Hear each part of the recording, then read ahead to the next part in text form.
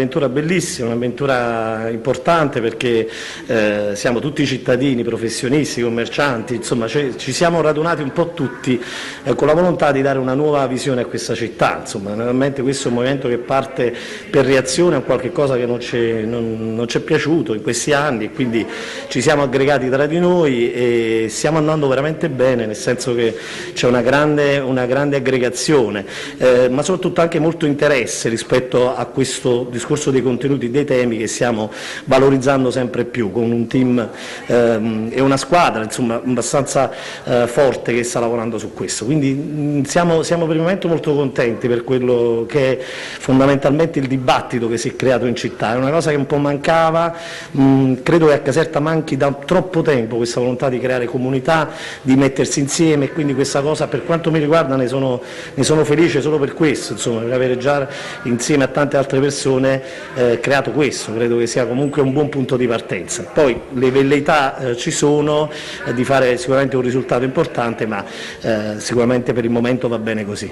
Qual è il biglietto da visita di Io firmo per Caserta? Questo è un movimento per la città. Io amo chiamarlo così, un movimento per Caserta e per la città, un movimento realmente civico, è un movimento che non ha ex politici di questa città, un movimento che crede tantissimo nei valori e nel fare sistema, come dicevo precedentemente. Quindi io credo che questo è il vero biglietto di visita di questo movimento, cioè aggregare chi ha volontà di partecipare all'amministrazione comunale, ai beni comuni, e finalmente ritornare ad essere comunità, finalmente ritornare ad essere casertani che iniziano a riavere un'identità che secondo me negli ultimi periodi si era persa. Architetto Cutillo, Io firmo per Caserta, in molti si stanno chiedendo dove vi schiererete, centrodestra, centrosinistra? Questo è un movimento per la città, io direi di superare questi livelli ideologici caratterizzanti la scala nazionale, magari ci sono anche. A scala locale credo che si disperdano completamente. Qua è un problema di rimettere in sesto un sistema urbano, una dimensione civica orizzontale di appartenenza della città a tutti.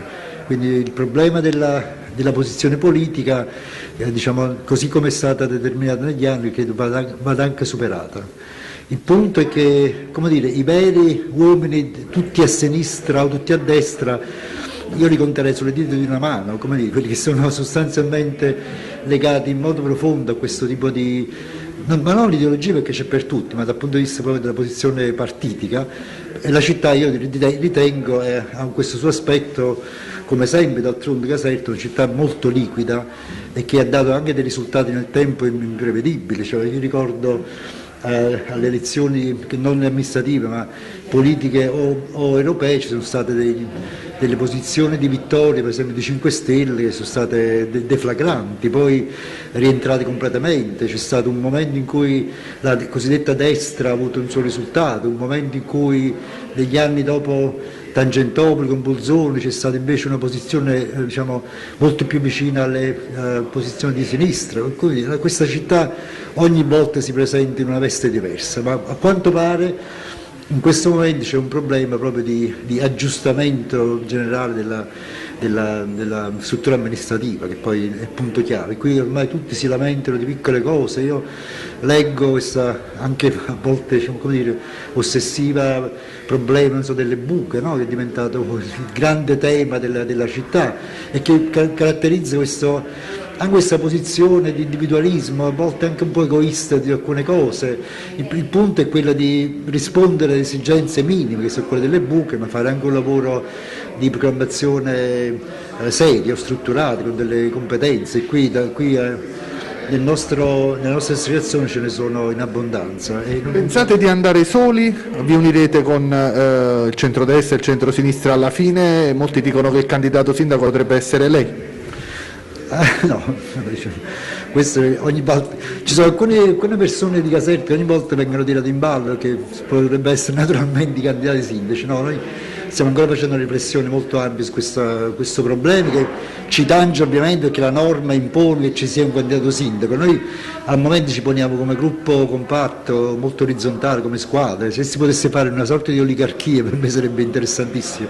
Non si può fare, dobbiamo tirare fuori un nome, lo faremo. ma non è questo l'obiettivo, perché non siamo nati intorno a un soggetto, quindi come negli altri casi sostanzialmente, è stata una posizione invertita, quindi come dire, le relazioni, per quanto mi riguarda, io personalmente ho una predilezione ovviamente di sinistra, questo è indubbio, quindi mi piacerebbe fare un lavoro di ricompattare alcune forze che si ritengono sensibili ad alcune posizioni, per esempio sul sociale sicuramente, sulla appunto orizzontalità dei ceti, non delle prevalenze di alcune categorie.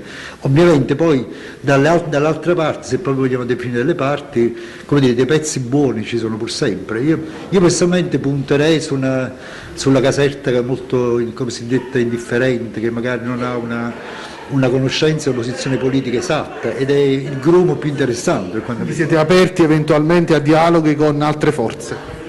Diciamo che ovviamente ci sono stati contatti non ufficiali, anche molto ufficiosi, ma anche sulla scorta della conoscenza. Qua siamo 4 gatte a Caserta, quindi diciamo, qua, basta uscire qua pure i piazza mercato e si incontrano soggetti di qualsiasi estrazione politica, quindi diciamo, il dialogo c'è l'apertura, però ovviamente ci devono essere dei punti fermi, secondo me inderogabili, sono quelli appunto di evitare di andare a pescare in un macro elettorato che è pilotato, che magari poi ci riporta nelle condizioni di instabilità, così come è successo nelle ultime amministrazioni. Pensiamo innanzitutto di doverci dare un modello organizzativo molto preciso, in maniera tale che ci sia una diretta responsabilità nei progetti. Pensiamo che un modello di legalità e trasparenza sia funzionale all'efficienza di una gestione della città, ed è anche quello che ci siamo dati internamente per organizzare il nostro lavoro.